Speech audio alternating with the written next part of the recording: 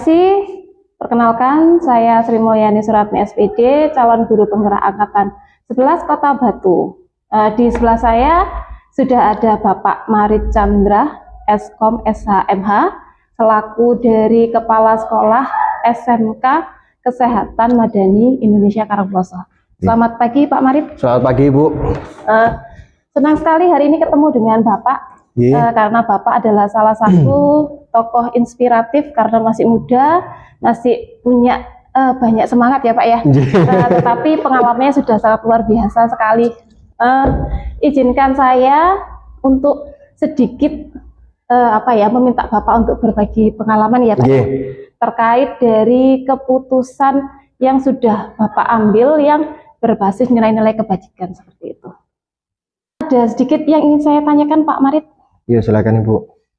Selama ini bagaimana Bapak dapat mengidentifikasi kasus-kasus yang merupakan dilema etika atau bujukan moral Pak? Ya, kalau menurut saya itu namanya juga etika atau bujukan moral itu kan tergantung dari sudut pandang seseorang. Jadi kemudian kalau menurut saya dari pengamatan yang saya selalu pakai yaitu yang pertama adalah kita harus mengajak tim kita.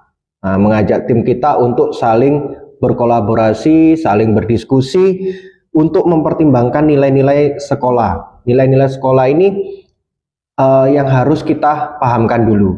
Baik itu mulai dari etikanya, kemudian standar profesionalnya, dan kebijakan hukum yang nanti bisa menjalankan kegiatan-kegiatan yang ada di sekolah seperti itu Ibu. Kemudian jika terjadi misalnya ada pertentangan dalam suatu keputusan yang nanti mengakibatkan adanya perbedaan, biasanya saya juga mengajak tim untuk benar-benar musyawarah dan mengambil keputusan yang paling baik. Agar apa?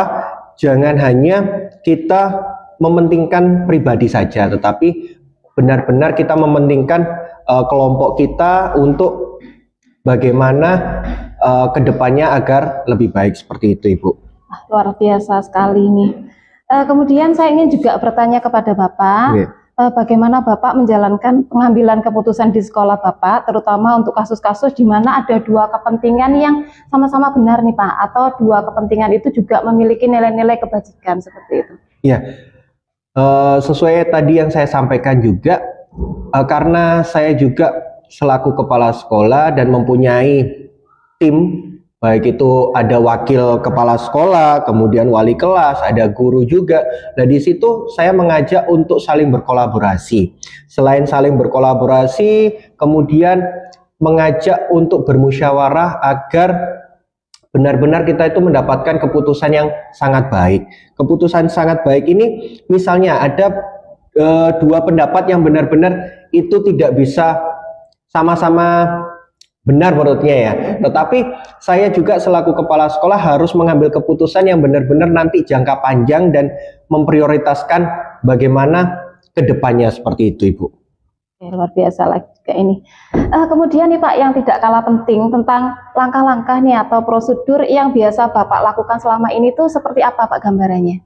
Ya, yang pertama kalau langkah-langkah yang selalu saya pakai adalah identifikasi dulu, identifikasi masalah mulai secara komprehensif. Jadi masalah apa saja yang mungkin terjadi, kemudian melakukan analisa. Setelah melakukan analisa, baru mendapatkan masukan-masukan dari beberapa pihak yang nanti bisa saya ambil keputusan yang menurut saya itu baik untuk kedepannya seperti itu Bu. Tetapi tidak menutup kemungkinan keputusan baik itu bisa jadi ada beberapa yang tidak suka seperti itu. Tetapi kita bagaimana jangan hanya mementingkan satu tetapi mengorbankan semuanya. Yang harus kita perhatikan adalah bagaimana kelompok yang kita mungkin ayomi, kita bimbing kedepannya yang benar-benar bisa menjadi panutan dan menghasilkan kebaikan ke depannya seperti itu Ibu. Baik Bapak. Kemudian nih hal-hal apa saja yang selama ini Bapak anggap efektif dalam pengambilan keputusan yang sudah Bapak ambil mengenai kasus-kasus dilema etika ini Pak? Karena dilema etika ini kan sangat sulit ya kadang kita mengambil pilihan karena sama-sama benar di antara dua kasus tersebut. Betul. Gitu. Jadi betul sekali Bu, itu yang sulitnya di situ. Tetapi bagaimana kita mengambil sudut pandangnya dulu. Yang penting itu adalah keterbukaan di dalam suatu komunikasi. Ketika komunikasi itu terjalin dengan baik, insya Allah nanti kedepannya juga akan menghasilkan keputusan yang baik, yang adil sesuai dengan kebutuhan yang ada di sekolah tersebut, Ibu. Seperti itu. Kemudian ada nggak sih Pak tantangan dalam pengambilan keputusan pada kasus-kasus yang sudah pernah Bapak tangani sebelumnya? Ya, kalau tantangan itu pasti ada Ibu. Apalagi terutama tantangan yang sering terjadi adalah ketika pendapatnya sama-sama menurut saya baik, tetapi ada satu sisi yang nanti itu bisa mengakibatkan pertentangan. Nah, disitulah tantangan yang benar-benar membuat saya itu dilema. Tetapi mau tidak mau saya selaku pimpinan harus mengambil keputusan yang benar-benar nanti menghasilkan keputusan yang bijaksana dan adil, seperti itu Ibu. Luar biasa sekali nih pengalaman dari Pak Marit. Ada sedikit lagi yang ingin saya tanyakan Bapak tentang tata kala ya atau jadwal tentang penyelesaian dari suatu dilema etika ini. Apakah Bapak memiliki sebuah jadwal tertentu ataukah harus diselesaikan saat itu juga? Kemudian kalau misalkan dia diselesaikan saat itu atau memiliki jadwal tertentu, apakah ada bentuk atau prosedur yang Bapak jalankan? Jadi kalau untuk penyelesaian atau misalnya jadwal tertentu itu menurut saya yang pertama itu pasti ada jadwal tertentu untuk evaluasi, tetapi ada kalanya kita itu insidental. Jadi ketika ada suatu permasalahan yang besar, mau tidak mau kita harus mengajak rembukan, mengajak rapat bersama untuk secepatnya menyelesaikan suatu permasalahan. Tetapi yang paling penting ketika kita sudah menentukan jadwal tertentu, mau tidak mau jadwal tersebut harus kita laksanakan. Selain itu, kalau bisa nanti di jadwal misalnya ketika rapat, yaitu membahas keseluruhan suatu permasalahan yang terjadi. Untuk apa? Ya kita tidak boleh menutupi suatu permasalahan hanya saja mungkin pimpinannya ini kurang gitu ya. Tetapi kita melupakan bagaimana untuk memperbaiki semua itu. Maka dari itu di dalam nanti ketika kita evaluasi rapat, ada rapat itu semua akan diflorkan di situ dan nanti benar-benar bisa menghasilkan suatu kebijakan yang baru dan kebijakan yang sangat adil dan bijaksana. Seperti itu Ibu. Oke, lagi nih Pak. Banyak pertanyaan gitu. Apa Ibu? Ada nggak Pak faktor-faktor yang selama ini itu mempermudah atau membantu Bapak dalam mengambil keputusan, terutama dalam dilema etika atau kasus-kasus dilema etika yang sama-sama memiliki nilai benar atau yang sama-sama memiliki nilai kebajikan gitu. Jadi yang saya libatkan selalu adalah di dalam suatu keputusan adalah wakil kepala sekolah Ibu, kemudian wali kelas dan guru. Di dalam ketiga elemen itu harus benar-benar kita masukkan dan benar-benar kita sampaikan untuk membantu dalam menyelesaikan suatu permasalahan yang ada. Di dalam suatu permasalahan itu ketika kita selesaikan bersama, keputusan bersama akan menghasilkan keputusan yang benar-benar itu bijak dan memprioritaskan kepada peserta didik, seperti itu Ibu. Luar biasa sekali ini Pak. Pertanyaan terakhir Pak Marit, dari semua hal yang telah Bapak sampaikan, kemungkinan pembelajaran apa sih Pak yang bisa dipetik dari pengalaman Bapak selama mengambil keputusan selama ini Pak? Jadi selama ini yang saya sangat perhatikan itu adalah keterbukaan Ibu, keterbukaan di dalam berkomunikasi. Selain itu ada namanya ketegasan dalam bertindak. Misalnya ada beberapa guru yang mungkin kurang untuk tegasnya, tetapi di situ misalnya saya selaku kepala sekolah ya mau tidak mau mempunyai kepekaan untuk membantu guru tersebut. Selain itu nilai-nilai etika yang sangat penting untuk menghadapi dilema tersebut adalah bagaimana seorang kepala sekolah atau pimpinan itu membuat suatu keputusan yang adil dan bijaksana. Nah, maka dari itu di dalam suatu keterbukaan dan ketegasan itu yang nanti benar-benar bisa menghasilkan suatu keputusan yang baik, seperti itu Ibu, yang sesuai dengan visi dan misi sekolah untuk memastikan dampak positif di dalam sekolah yang nanti endingnya membuat peserta didik itu nyaman, yang mengakibatkan jangka panjang ke depannya dan bisa menghasilkan suatu image yang baik untuk sekolah tersebut Ibu, seperti itu. Yang bisa saya tarik kesimpulan dari saat wawancara dengan Bapak ini, berarti dasar-dasar keputusan yang Bapak ambil ini berpihak pada murid dan juga tanggung jawab gitu ya Bapak. Betul Ibu. Ya, luar biasa sekali pertemuan kita hari ini, sharing pengalamannya juga. Mungkin lain kali kita bisa ngobrol untuk berbagi pengalaman Bapak kembali. Sebelumnya saya sangat-sangat terima kasih atas waktu yang sudah diberikan Pak Marit. Ya Ibu. Oke, akhir kata, Assalamualaikum warahmatullahi wabarakatuh. Sampai ketemu lagi. Salam guru penggerak, tergerak, bergerak, menggerakkan.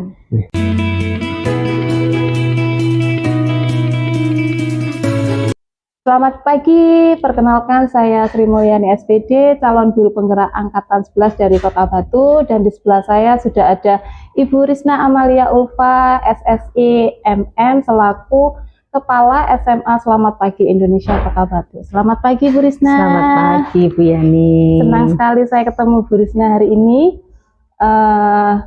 Ibu adalah salah satu inspirasi bagi saya, karena Ibu juga atasan saya yang dimana saya melihat itu kebijakan-kebijakan yang sudah Ibu ambil itu sangat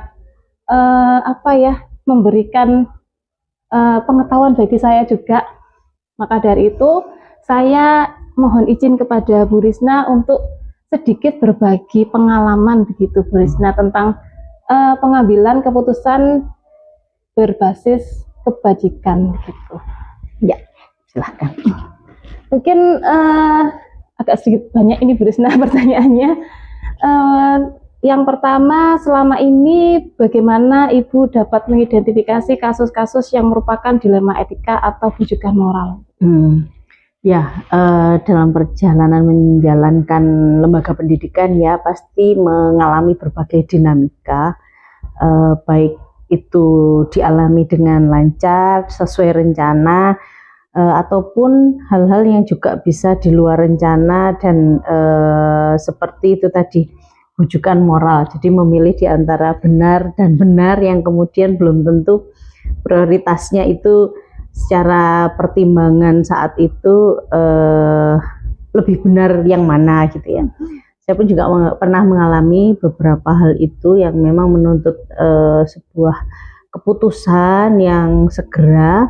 Yang jelas langkah yang saya lakukan adalah karena saya punya tim, sehingga saya pasti membuka ruang diskusi seluas-luasnya untuk tim saya dalam hal ini, mulai dari Waka sampai dengan guru-guru maupun karyawan yang ada di SMA Selamat Pagi Indonesia, begitu untuk kita ajak diskusi bersama.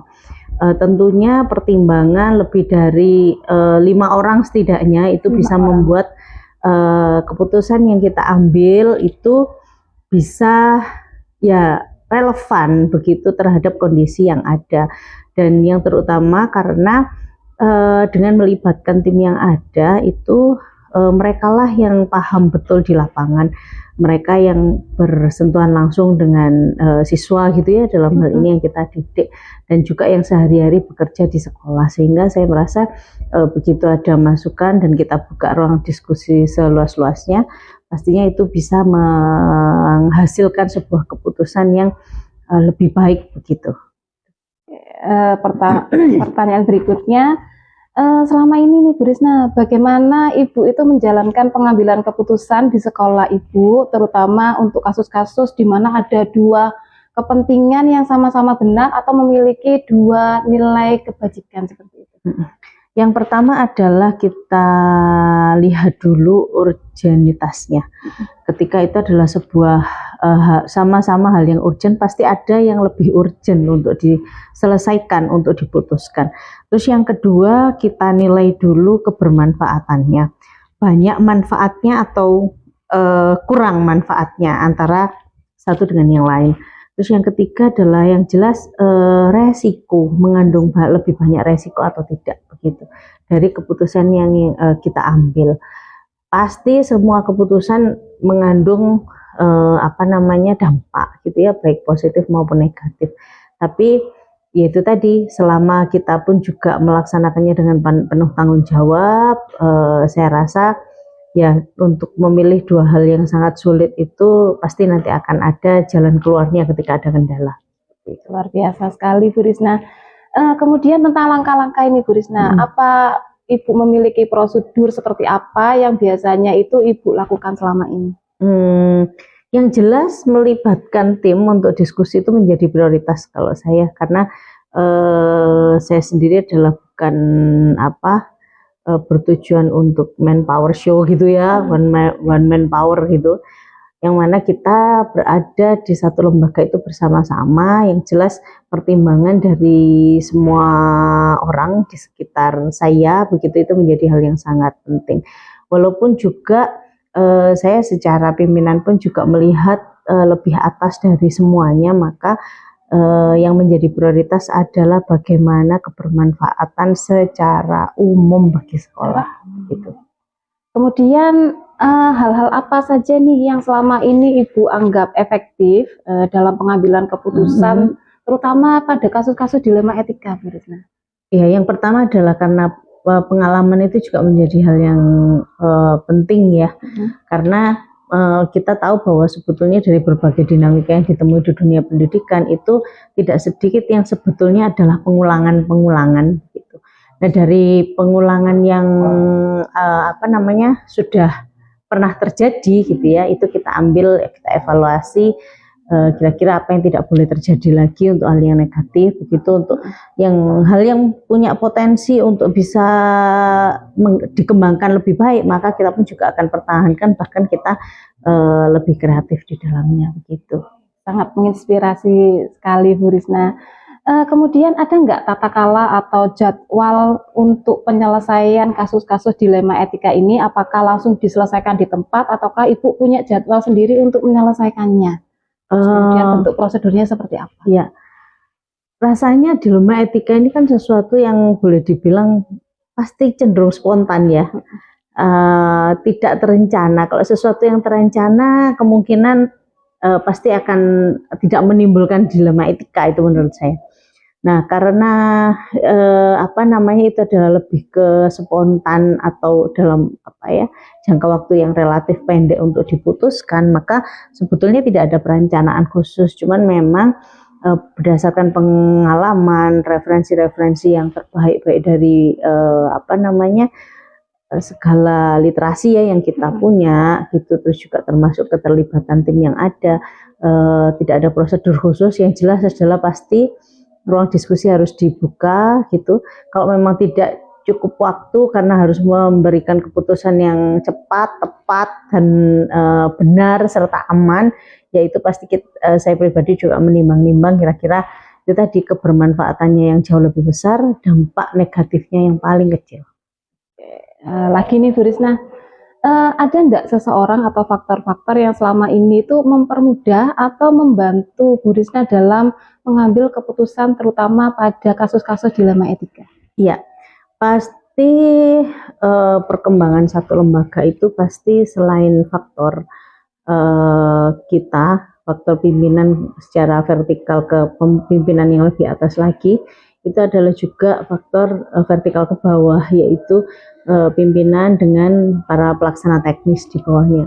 Orang-orang yang sangat membantu di dalam berbagai keputusan yang saya ambil gitu ya, itu adalah yang pertama adalah pasti pimpinan saya. Dalam hal ini adalah yayasan, begitu. Ketua yayasan bersama dengan pengurusnya selalu memberikan masukan-masukan yang sangat baik gitu untuk pengembangan sekolah, untuk kebijakan-kebijakan yang saya ambil begitu. Terus begitu juga pada saat kita berdiskusi dengan guru-guru, dengan staf karyawan yang lain, ketika kita membuka ruang itu menjadi faktor yang sangat bagus sekali gitu untuk support segala kebijakan yang saya ambil. Jadi kalau boleh dibilang siapa orang-orang itu, yang pasti pimpinan saya yaitu di yayasan, terus dan juga teman-teman guru yang menjadi pelaksana teknis dan juga rekan kerja selama ini. Satu lagi pertanyaan Bu Risna, mungkin dari semua hal yang telah Ibu sampaikan, pembelajaran apa yang bisa dipetik dari pengalaman Ibu untuk mengambil keputusan dilema etika ini? Iya, yang jelas pasti ya, kalau saya boleh dibilang, saya kan wanita gitu. Pada saat mempertimbangkan satu hal itu pasti faktor perasaan itu sangat punya intervensi begitu. Sehingga itu kenapa keragaman pengetahuan saya ya harus saya tingkatkan gitu. Terus kemudian komunikasi dengan rekan-rekan tim kerja maupun pada yayasan juga harus semakin baik begitu, sehingga ke depan menjadi hal yang jauh lebih baik begitu untuk tujuan pengembangan institusi sendiri. Banyak sekali nih ternyata ilmu yang sudah saya dapat dari Bu Risna selaku Kepala Sekolah dari SMA Selamat Pagi Indonesia. Pengalamannya sudah luar biasa. Lain kali kita bisa ngobrol-ngobrol lagi karena masih silahkan. Banyak lagi yang ingin saya minta berbagi pengalaman tentang pengambilan keputusan yang lain mungkin. Terima kasih sekali Bu Risna atas waktunya. Iya. Karena sudah menyita kesibukan Ibu ini. Enggak, dengan senang hati. Berbagi. Saya akhiri, selamat pagi, assalamualaikum warahmatullahi wabarakatuh. Salam guru penggerak, tergerak, bergerak, menggerakkan. Waalaikumsalam warahmatullahi wabarakatuh.